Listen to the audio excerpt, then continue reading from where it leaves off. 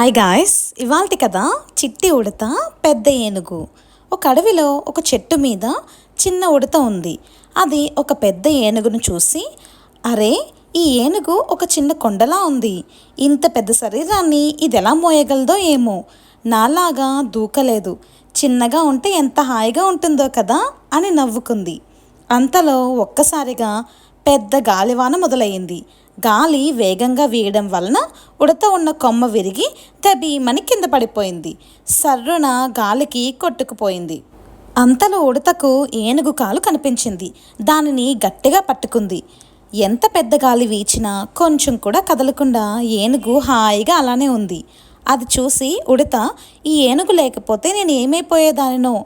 ఇంతసేపు దీనిని చూసి నవ్వుకున్నాను. దీనివల్లే ఈరోజు బతికాను. ఇంకొకసారి దేనిని ఎగతాళి చేయకూడదు అని అనుకుంది. ఈ కథ నీతి ఏమనగా, చులకనగా చూసి ఎవరిని ఎగతాళి చేయరా.